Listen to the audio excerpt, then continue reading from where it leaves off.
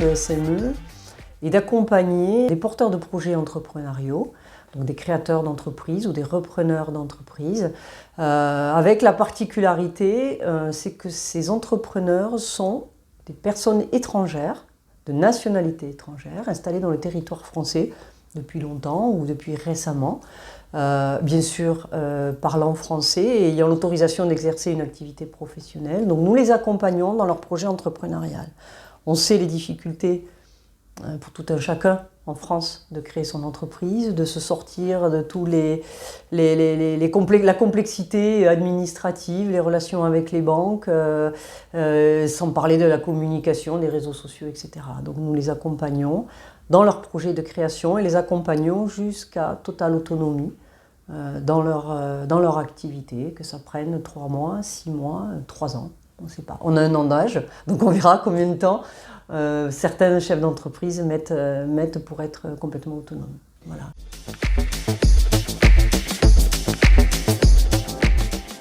Alors, ce sont des projets plutôt proches du métier de l'artisanat, j'ai envie de dire, au sens où ce sont, et encore que, peut-être pas.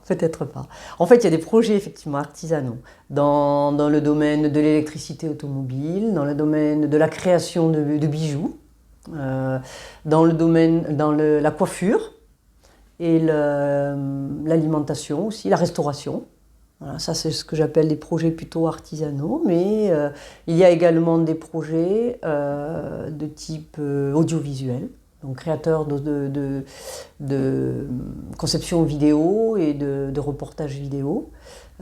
Également, créateur une personne proche de la communication, créateur de marques de vêtements, dont la vocation est de véhiculer et de reconnaître les personnes qui ont œuvré sur les droits civiques en Afrique particulièrement. Donc c'est la création d'une marque qui utilise comme véhicule les vêtements.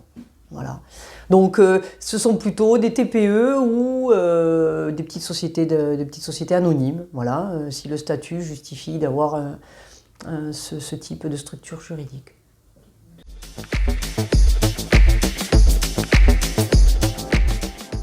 Pour ne parler que de la région de Toulouse, puisque depuis un an où nous agissons entre autres sur la région, nous accompagnons 4 entrepreneurs. Les nationalités sont Japon, une personne japonaise, 2 personnes d'Afrique, Mali et Côte d'Ivoire, et une péruvienne, donc une dame du Pérou. Dans d'autres régions, nous avons des personnes qui viennent de Syrie, qui viennent d'Algérie, une personne d'Algérie, Syrie, Amérique latine. En fait, et Europe de l'Est également. Voilà, donc continent africain, c'est plutôt Afrique noire, comme ça, et après Japon, Amérique latine et Europe de l'Est.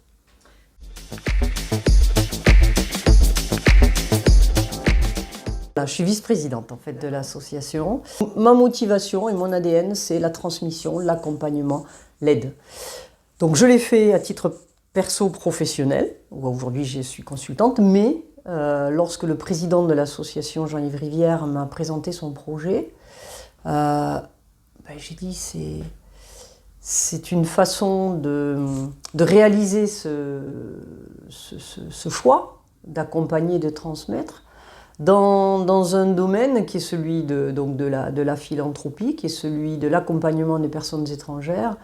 Et là, pour moi, ça coulait de sens, quoi. Ça coulait de sens, c'est-à-dire s'il y a des personnes qui ont besoin d'être aidées, d'être accompagnées, en ayant toutes les motivations nécessaires pour développer leur activité, donc qui ont envie de bosser, qui ont envie de s'investir, mais qui ont besoin d'être accompagnées, j'ai trouvé là, dans cette association, le moyen de réaliser mon souhait d'accompagner, de transmettre, mais aussi, c'est participer à l'intégration et aux problématiques et aux actions en faveur de l'intégration sociale, économique des personnes étrangères issues de l'immigration, que ce soit des réfugiés ou des migrants.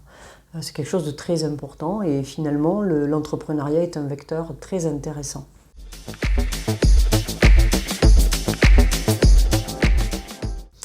Alors l'association a besoin de trois ingrédients, si je peux dire.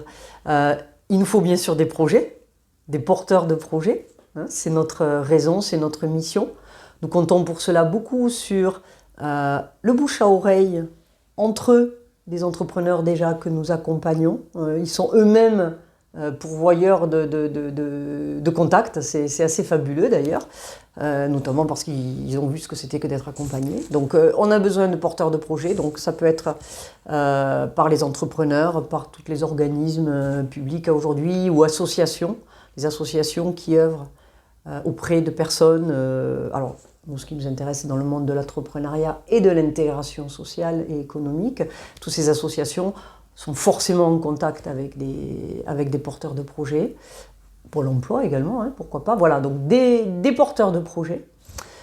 Ensuite, des bénévoles, parce que pour accompagner des projets, il faut des personnes qui amènent chacune leurs compétences, leur envie de transmettre. Hein. Nous avons une charte des bénévoles qui véhicule, qui nous permet de nous assurer que nous véhiculons tous les mêmes et que nous adhérons tous aux mêmes valeurs. Donc des bénévoles pour accompagner ces porteurs de projets et des mécènes, parce que pour que l'association fonctionne, il faut que les budgets puissent suivre pour nos entrepreneurs. Il faut savoir que l'association est totalement philanthropique. Il n'y a pas d'adhésion au sens un bénévole qui décide d'être bénévole ou un entrepreneur qui va être accompagné. Aucun engagement financier n'est demandé. Il n'y a pas de cotisation, il n'y a pas d'adhésion. Aujourd'hui, donc c'est réellement bénévolat et philanthropie. L'association est adossée à un fonds de dotation privé qui réalise des prêts d'honneur à concurrence de 10 000 euros pour les entrepreneurs donc, et qu'au plus il y aura de projets, au plus il va falloir financer ces projets-là. Donc aujourd'hui nous cherchons des mécènes, pas pour le fonctionnement de l'association, mais pour soutenir les projets des entrepreneurs. Voilà.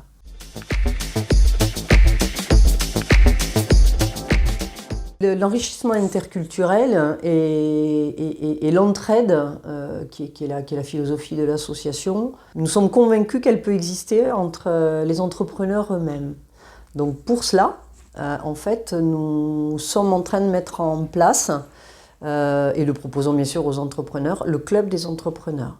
Quand un entrepreneur est accompagné par SME, on lui propose une charte. La charte des entrepreneurs, c'est pour qu'ils comprennent bien la philosophie dans laquelle on est pour l'accompagnement, que au même titre que nous sommes donc complètement bénévoles vis-à-vis d'eux, nous attendons d'eux qu'ils rendent finalement ce qu'ils ont reçu de l'association, mais pas qu'ils les rendent à l'association en tant que telle, mais qu'ils le rendent auprès de pairs, c'est-à-dire d'autres entrepreneurs, pour partager leur expérience, pour leur partager leurs conseils, et voilà, et s'entraider. Donc il y a une charte des bénéficiaires qui est dans cet ordre-là.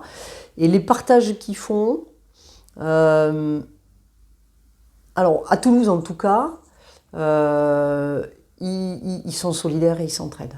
Oui, sur parfois des astuces métiers, sur des moyens de savoir-faire. J'ai 2 entrepreneurs à Toulouse qui s'entraident, notamment sur les données multimédia. Il y en a un qui a des compétences, l'autre non, et ils s'entraident. Donc oui, c'est très important. Et ils sont naturellement ouverts au partage. C'est-à-dire, ces entrepreneurs qu'on accompagne ont une sensibilité et une perméabilité à l'altruisme qui est très très intéressante et que l'on retrouve dans leurs propres attitudes vis-à-vis de leurs pairs.